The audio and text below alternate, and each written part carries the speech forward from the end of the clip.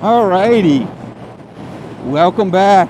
So, a few things I wanted to talk about, because something that's interesting to me is that, I've been riding for about 7 to 8 seasons now, or 7 to 8 years. And a lot of people, when they're looking at the world of motorcycles, they decide, well, I want to get into it.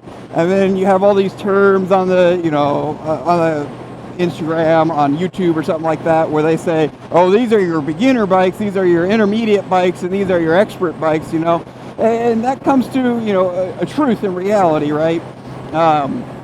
Where there's a certain level of skill that needs to be had to be able to ride certain types of bikes, but there's also a level of like self-control that also needs to be on those types of bikes as well.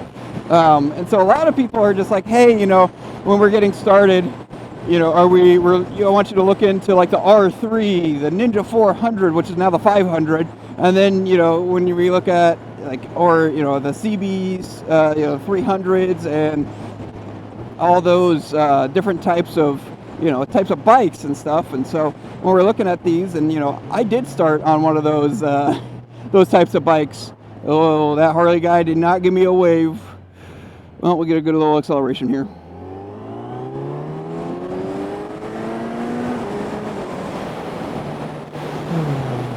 So, when they sit there and they talk to, about these, like, all right, I want you to start these beginners, because there's a lot more room for error on those bikes because there's, that not lack of power, but it's a lower power. And I started on a 300 and I loved that thing and I rode it for about 2 years, but I was also in a college town where everything that I needed was like 35, 45 mile an hour roads. But now as I've like grown up, all these roads out here, ironically that says 35, but all these roads over here are more, like I need to go, 20 miles in this road and I need to go, 55, 65 miles an hour comfortably. And, so I wanted something a little bit more. And then, so, my progression so far is that I went, my 300cc, I'm faster than this guy. So, I had my 300, and I have my R6, and now I have my Z900 now. And so, I've gone up the ranks, and, and I've just saved up a little bit of money here and there to get each type of, a bike. But I really think, like, I learned a lot on my 300, and there was times that I dropped it, but surprisingly, I only really dropped my bike, and I got really lucky, and I dropped it when I was, like, trying to move it. I was, like, standing next to it, and I hit my shin, and then I dropped the bike because I, like, tripped over my own bike somehow, or I moved it through grass. The other time that I dropped it, I remember I told you in the last video that I was, I rode on ice, and so I did drop it then. Ooh, we got a little train content. Here, I'm gonna get over here so you guys can. Let's see. I hear the choo-choo. Where is the choo-choo? Where are you? You're going on the left side. Oh, no, there he is. There's choo-choo. What are we doing here, buddy? So, let's jump forward, right? So, I pick up my R6, and I bought that thing, back in, like, I think it was 2019, I believe it was. 2019, so right before, the whole world decided to be done. The whole world was like, I'm done. We're shutting down everything, right? So I bought that. I bought the R6 for $4,000, and now the R6 is no longer in production the year after I bought it. And so now everyone's like, oh my God, my 2008 R6, 20,000 miles, foreshadowing on my bike, that's worth $8 to $10 grand now, and you got to pay that. I don't believe it for a second. The bike's like a $3 to $4 grand bike all day. It's great, it's that inline 4-cylinder, which is like why I got this bike. But anyways, we're ranting. So, but I started telling myself, I was like, well, I could have started on this R6, talking myself up. But, when I was coming to terms with it, right, it was more because the RPM on like the low end side, right, until you got about 10,000 RPMs on that bike, that was when like the full power was given. And so I was like, oh, you could do this for a beginner bike, and you truthfully could. But it comes back to the point of, ooh, that boy, he likes that boys. means he likes boys. But it comes back to how disciplined are you? How much time are you willing to take on yourself? How much time are you willing to be slow, so that you can learn those things, so that you can get that fast bike fast? And everyone's like, well, I started on a leader bike. Good job.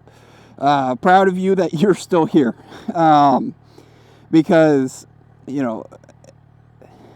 what am I trying to say here?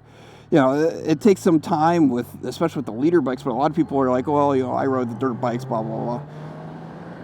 Anyways, I still can't believe it. That is the first squatted truck I have seen in Iowa. But anyways, so, when we sit there and we talk about, okay, you could start on a 600, you could start on, these higher bikes. I think a lot of people are really spoiled nowadays, because my 2008 R6, no electronics. So you got your throttle tube, and you got the electronics telling you that you're about to run out of fuel. That's it. Everything else, man, I was like, it is between your foot hitting the brakes gently, your fingers hitting that brakes gently, and then your wrist, and making sure that you don't yank yourself like crazy, because there is no ABS, there's no traction control, there's nothing on that bike. And so I was like, I think a lot of people are pretty spoiled nowadays, because they get all those electronic safety features that allow them to take those bikes. And so it comes into mind, like, okay, we have this electronic safety to catch a new rider if something is going bad. And so if something's going bad, then the bike fixes it. It's more, will the rider learn from the mistake that they made there, or are they just going to be like, the bike's got my ass? And so, and then there's also bikes that are coming out now, which is like, the MT-07. I've seen a lot of people just starting on those bikes because they're 2 cylinders, they got good power, they got good growability, meaning like you can take it slow, you can learn on it. It's got the ABS, it's got the traction control. I think I have to look that up, and I'll edit myself if I'm wrong. But oh, don't do this to me. Oh, you're so mean to me. Now I got a Corvette behind me. But they, and so a lot of people are starting on those bikes and getting into those middleweight bikes, is what they're classifying them now as. And they, they sit there, and, I've seen a lot of people that get successful off of that. They grow into bigger bikes, and I think that's great, but, we're probably spoiled, and the term beginner bike is kind of fading a little bit. And I think kind of the better option for beginner bikes now is kind of beginner track bikes. You got your R3 Ninjas and stuff like that, and you'll see them like ripping around the track and stuff. And, just crazy to think, because they'll beat out people, because it's, it's a lot more cornering and stuff than it is just straight lines. Because out here and, in America, it's, it's a straight line speed, how fast can one thing go in a straight line? So that's why a lot of people get leader bikes and stuff. But them things are heavy, man. And, so a lot of people are like, oh, the 600s are great, because they're light. You can flick them into the corners and stuff like that. But, then you have like the Ninja 400s or 500s, whatever you want to call them now, however many times that they want to change their number and displacement. They're just boring out the cylinders. There'll be the Ninja 600 soon, and you got the Ninja 600 and the 636. 2 different bikes, 2 totally different powers. But it sounds the same, and we'll charge you the same. But they, so we sit there and think, So I think, personally, like for people that are in America and this time and age, if you're looking at buying a newer brand bike and you have those electronic assists, I think something like the MT-07 or, into that brand of that 700, looking at the R7, looking at, different types of like middleweight bikes, like Triumph's got, the 660 and stuff. Those could be really good options for a lot of people out here in America, because this is kind of how the Midwest is. Like, it's just a straight line road. And we're going to come into the oddity of having a little curves here that I had in the last video, just kind of taking the cruise down the same way. And they, and so I just kind of wanted to pick some brains and just kind of talk about that and see if you guys kind of agree with me. Because, man, I was like, a lot of people we're kind of spoiled in today's day and age of motorcycling now. So, and I'm wondering, like, this is just this great. Like, these are amazing. These bikes are. It's like, what are they going to be in 5 years? What are they going to be in 10 years? But I totally encourage you, if you got the money, you got the time, and you got the self-confidence and self-discipline to take those 700s around, then do it. Absolutely do it. Because, at the end of the day, the MT-07, and I keep talking about this bike a lot, the MT-07 R7, right? Like I said, it's got that easy learning curve on it, but then it's got a lot, like, people are using them, just to cruise around that are, a lot higher, experience tiers, or, they're, what they can do on a bike is a lot more. And so, modern day stuff, man, gets people a little too ambitious, a little too, kind of gets their ego going. Yeah, I could do this stuff. I could do it. So we'll see. Woo-hoo. So that's why, like today, there we go.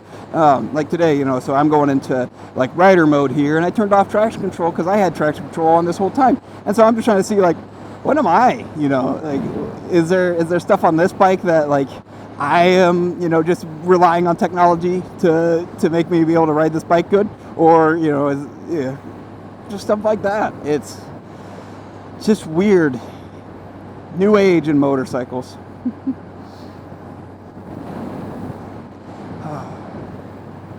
Boy, it's pretty. So, there we go.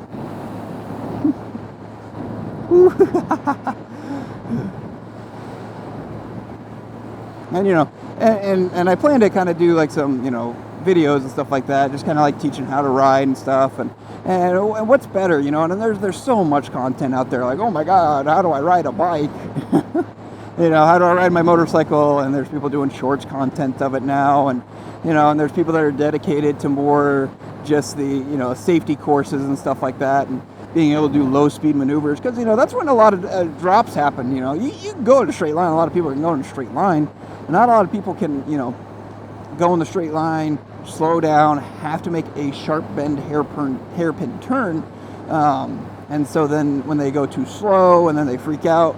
And even I myself am guilty of this, and I really need to go somewhere and just start practicing it a little bit more, because I rely on my legs too much. And I remember in the MSF course that I took a while back, they were like, yeah, that's a point, you put your foot down, you failed the whole thing, right? And it's like, oh, well, I'm not relying on, it's not a pass or fail type of thing, out here on the streets. It's, did you drop your bike? Could it still be ridden? Like, yeah. So, democracy has landed.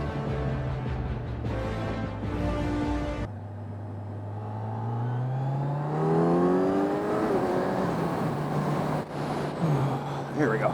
Oh, so a lot of the time now it's like, okay, what is truly an intermediate bike, right? And so, like, when we talk about intermediate bikes, in my opinion, like, what I'm thinking of is like the MT-09 now is the intermediate bike, where you have that power can still be grown into, so 900 cc's like this bike here. I would still classify this as an intermediate bike, because it's controllable with electronics, but it's not too crazy. And so I would classify, like, I'm still riding intermediate bikes. I have a ton of fun, and they're a lot for the street. You can get in trouble so quickly with this bike, like, so fast. It's scary. And so, I think that the intermediate category, doesn't need to grow, because I keep seeing people post things like, oh, this is an intermediate bike. And it's like, okay, do we need to go to, like, beginner, amateur, intermediate?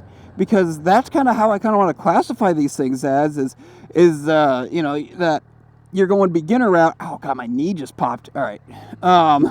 you know, when you're thinking of beginner, right? You know, you want to think of it kind of like racing classifications, and you know, and I'm going to be honest, I'm not too proficient, and like, I just know that there's like the rookie cup, amateur cup, and I don't know if there is an intermediate cup, and then like, you know, the professional cup, and and I think we need to kind of adapt that more into like motorcycling and stuff like that, where you have your 300, 400, 500 bikes and stuff like that that are in your beginners or your rookies, and then you have, you know, the MT-07s, the 700s, the 660s, you know, all those types of bikes, and I'll pop up some, you know, pictures and stuff, and that's going to be in your amateur, and then you're going to have like intermediate, and it's going to be like Ivy here, the 900 cc's and stuff, and the naked bikes that aren't truly like leader bikes, so you got like the R9, you know, and stuff, and then you go to the professional or the expert cup, and that's going to be like, you know, your leader bikes, your S1Ks, your, you know, R1s and stuff like that.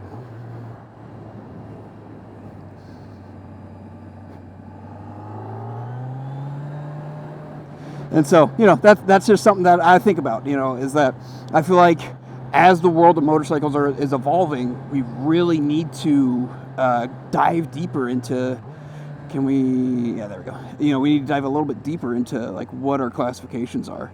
So, and I think, you know, that's what we should do, truthfully. You know, let me know if you kind of guys agree, and if not, you know, let's have a discussion about it, because I think, you know, like I said, I think the world of motorcycling, I mean, everything's evolving, everything's changing, everything's getting more techy to save our butts, because some of us aren't, you know, smarter than the others. I'm pretty dumb myself, so, you know, I was like, this stuff has saved my butt a handful of times. So yeah, just let me know. I'd appreciate some comments. And if you totally disagree with me, you'd be like, no, we don't need to change anything, let me know. I'd love to have like a little friendly discourse and just talk, and just kind of pick your brains, man. You know, that's the beauty of it, is that, you know, we're allowed to talk, and we're allowed to disagree with each other, and we're allowed to agree to disagree and go our separate ways. But hey, man, have a wonderful week though, guys. I will catch you later. I'll let you see this nice little view. I didn't really go this way on the last recording, so I will, I'll show you there. Look at that boat out there, man. Has the whole lake free. That's crazy.